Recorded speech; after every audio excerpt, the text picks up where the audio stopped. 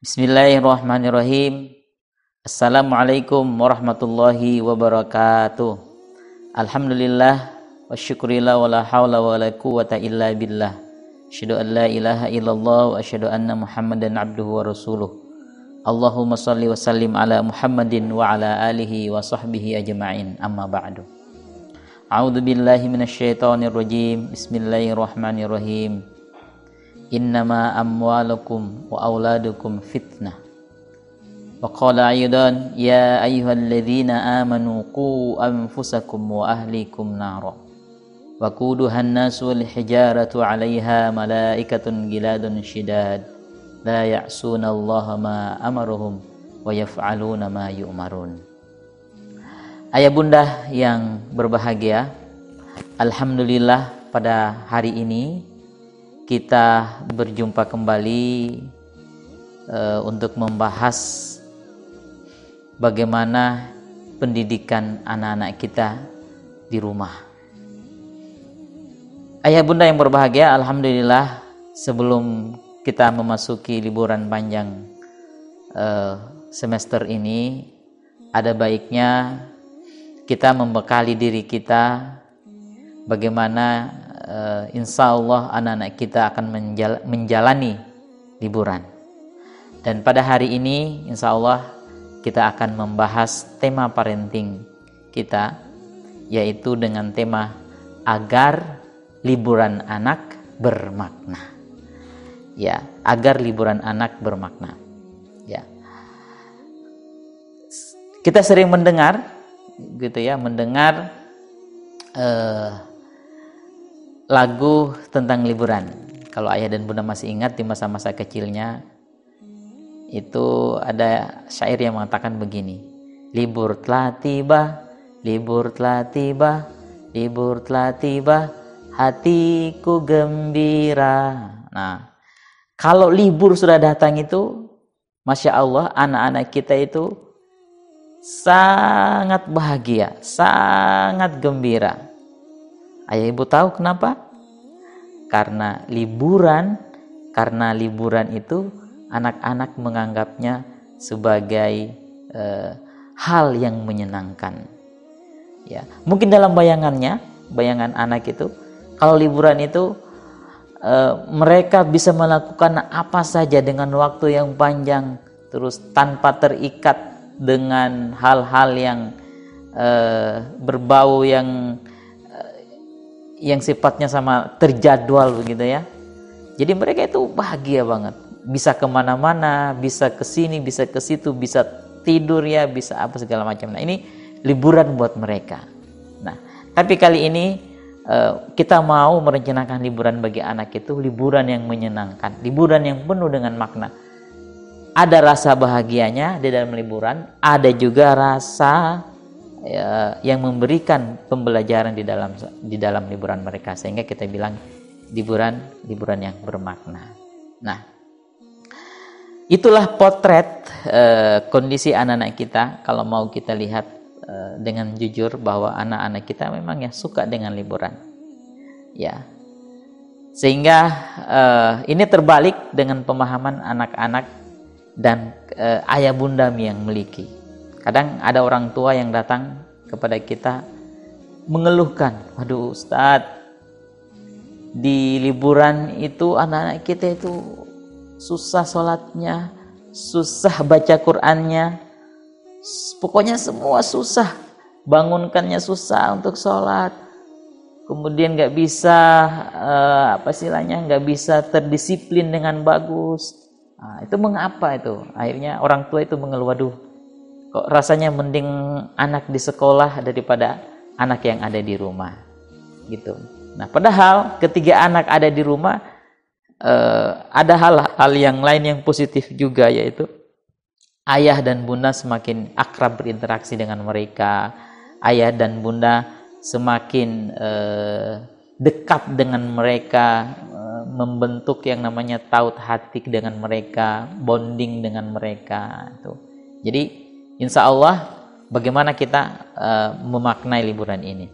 Nah, kemudian ada anak kita yang duduk SD dan juga ada anak kita yang duduk di sekolah menengah atas atau sekolah menengah pertama. Nah, ini liburannya itu mereka sangat berbeda. Nah, kalau liburnya anak-anak SD mungkin mereka masih senang dengan bermain game, dengan bermain permainan-permainan yang ada begitu ya. Ya, kemudian banyak hal yang mungkin mereka eksplorasi di rumah, pengen ini dan segala macam. Nah, kalau anak-anak kita yang sudah di SMP ya, apalagi mereka datang dari pondok, pulang dari pondok, kemudian liburan gitu ya. Liburan mereka itu kadang orang tua itu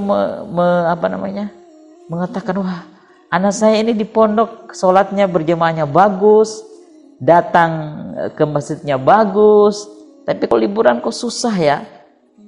Jamaahnya mungkin sudah nggak di masjid tapi di rumah, karena mereka juga akhirnya panjang tidurnya gitu, makan tidur, istilahnya makan tidur begitu ya.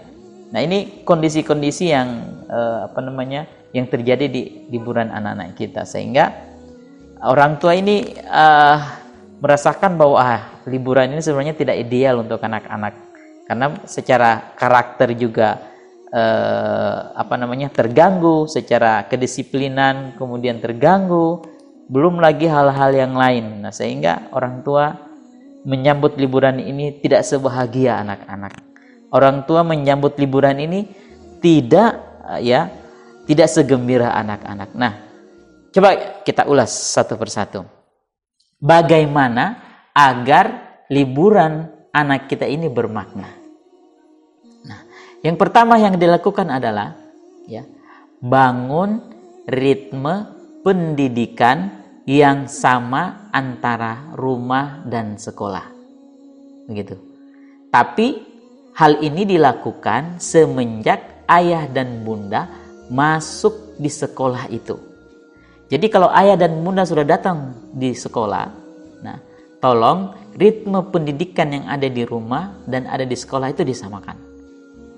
Ritme pendidikan itu maksudnya gini, kalau di sekolah itu prosesnya adalah proses pendidikan karakter kepada anak, nah di rumah itu juga harus ada proses pendidikan karakter kepada anak. Contoh umpamanya di sekolah membangun kebiasaan-kebiasaan. Nah, di rumah juga harus membangun kebiasaan-kebiasaan. Begitu. Kalau di sekolah, begitu ya, di sekolah itu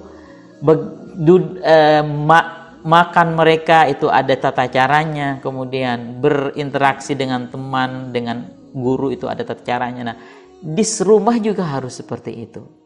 Akhirnya, ritme pendidikan yang ada di sekolah dan di rumah itu harus disamakan. Sehingga gelombang resonansi, kemudian proses yang ada di rumah itu insya Allah rasanya itu untuk anak-anak sama dengan di sekolah gitu. Jadi kita lihat nih, pendidikan kita yang ada di sekolah ini visinya apa, atau anak-anak ini orientasi pendidikan yang ada di sekolah apa? Membangun karakter atau kalau di sini kami memiliki jargon generasi Qur'ani berprestasi. Gitu. Jadi anak-anak yang ada di rumah begitu ya, karena mereka adalah generasi Qur'ani, mereka nggak boleh jauh dari Al-Qur'an. Gitu. Harus sering-sering murojaah, harus sering-sering ditahsin oleh orang tuanya. Kemudian harus sering-sering mendengar murotal gitu ya. Kalau ada apa-apa sebelum melakukan apapun harus dengarkan Al-Qur'an, harus mengaji gitu. Sehingga Al-Qur'an itu sama dengan yang ada di sekolah. Pembelajaran Al-Qur'an itu ada di rumah dan ada di sekolah. Jadi ini sama gelombangnya. Gerakannya sama, energinya sama, energi Qur'annya sama. Yang ada di sekolah energi Qur'annya kita transfer di rumah gitu. Sehingga sama, anak-anak nanti di rumah akan ketemu dengan Qur'an, di sekolah ketemu juga dengan Qur'an. Di rumah anak-anak mengaji tahsin tiap hari begitu ya, dengarkan ustadz yang mengaji juga tiap hari ya, sehingga nilai-nilai Al-Quran, gelombang Al-Quran, suara Al-Quran itu kemudian tidak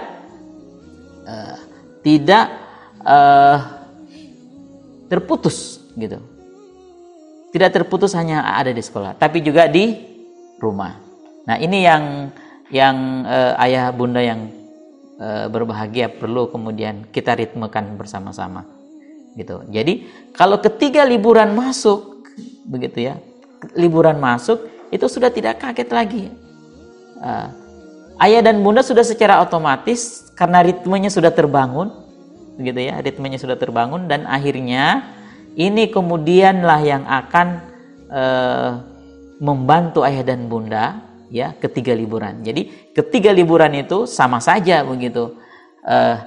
Program Al-Quran yang ada di sekolah kemudian juga ada di rumah. Meskipun liburan akhirnya dikerjakan juga, dilakukan juga, dilaksanakan juga. Nah, begitu nah. Pola pendidikan di sekolah atau pola pendidikan pondok dan rumah harus sama agar tertanam dalam benak anak tidak ada pertentangan terhadap hal-hal yang dilakukan di sekolah atau di rumah. Nah, ini penting ya, penting untuk ayah dan bunda. Jadi ketika pola pendidikan yang ada di sekolah, umpamanya kita fokus ini dengan Quran, gitu ya, dengan karakter, fokus kemudian di rumah, di sekolah Quran dan karakter, berarti di rumah juga Quran dan karakter, sehingga anak-anak ini tertanam dalam benaknya, oh ternyata di rumah juga harus Quran, karakter, di sekolah juga Quran, karakter. Akhirnya di dalam benaknya mereka itu, oh iya, ternyata sama energinya orang tua, sama semangatnya orang tua kembali kepada mereka. Al-Quran yang memotivasi mereka, karakter yang harus kita tumbuhkan kepada mereka. Memberikan pendidikan yang sama juga berarti memberi pemahaman kepada si anak tentang konsistensi terhadap kehidupannya. Nah, kan beda umpamanya gini. Kalau sekolah kita kemudian Quran, karakter. Banyak hal yang nggak boleh dilakukan karena di Quran ini nggak boleh ini. Nah, ternyata di rumah ayah dan bunda akhirnya memberikan kelonggaran yang begitu luar biasa. Apa artinya? Artinya anak kemudian membaca, oh di sekolah ini boleh, di rumah, di sekolah ini tidak boleh, kok di rumah boleh. Di rumah boleh tapi di sekolah tidak boleh. Nah, akhirnya dia nggak konsisten gitu. Pemahamannya kepada pendidikannya itu dengan rumah dengan sekolah artinya tidak beriringan gitu. Akhirnya ya si anak ini bisa memandang, wah ayah dan bunda di rumah kok tidak sama ya dengan apa yang dikatakan di sekolah. Nah, kalau sudah kita membangun ritme yang sama dengan pendidikan yang ada di sekolah, maka yang kedua adalah membangun komitmen. Ya, membangun komitmen. Nah, membangun komitmen ini maksudnya gini. Nah, kalau nanti kita sudah di rumah, ya, meskipun ini belum masuk liburan gitu ya. Nah, kalau masuk liburan, sebelum masuk liburan, kita harus membicarakan apa komitmen kita bersama ketika ada di rumah atau ketika kita dilibur. Ketika kita libur, berarti ini harus diatur karena semua orang ada di rumah. Anak yang SD, anak yang SMP, anak yang ini, ada semua di rumah. Akhirnya kan harus diatur nih, harus diatur. Nah, mungkin ya, kita bisa memberikan atau kita membuat jadwal sehari-hari kepada mereka. Ya, dikumpulkan nih meeting keluarga, meeting. Anak SMP, anak SD, anak TK, anak perguruan tinggi jadi satu di meja. Ayo coba kita buat jadwal harian di rumah kayak apa. Nah, tentu membuat jadwal harian dengan kesepakatan mereka. Dari jam sekian ke sekian ini, dari jam sekian ini. Nah, kalau ada kakak-kakaknya yang sudah senior atau ada adik kakak-kakaknya yang sudah kuliah, ya suruh mereka sendiri yang berkreasi, membangun lingkungan belajar di rumah di saat liburan. Kakak, ayo tolong manage ini waktunya adik-adik kita, adik-adik di rumah, sehingga bisa bermakna. Nah, buat jadwal yang disepakati bersama dengan anak. Nah, kemudian baru kita berikan pemahaman kepada mereka bahwa masa libur tidak menggugurkan kewajiban mereka terhadap rutinitas harian, seperti merapikan kamar, bersih-bersih, cuci piring, nyapu rumah, dan lain-lain. Data atau tanggung jawab mereka sehari-hari itu pun harus tetap kemudian ada di masa liburan. Nah, sehingga jadwal itu penting gitu. Jadwal harian itu penting. Kapan anak mendengarkan murojaah, kapan anak mendengarkan Al-Quran, kapan anak bermain, kapan anak kemudian istirahat, kapan anak makan, kapan aktivitas-aktivitas yang kita tunggu, yang aktivitas yang kita rencanakan kepada mereka gitu. Nah, mengapa harus begitu? Karena melatih anak untuk taat terhadap kesepakatan bersama akan melahirkan anak-anak yang memiliki karakter tanggung jawab, menepati janji, amanah, dan istiqomah. Ya, anak-anak sejak dini harus kita latih nih. Ayo, kita kan sudah sepakat bersama nih. Ini jadwalnya, ini yang harus dilakukan. Siapa yang tanggung jawab ini, siapa yang tanggung jawab itu, gitu. Dan itu liburannya panjang, namanya sebulan, 2 bulan, sebulan begitu maksimal namanya kita. itu panjang itu, sehingga ada pembelajaran karakter di sana. Sehingga kalau dengan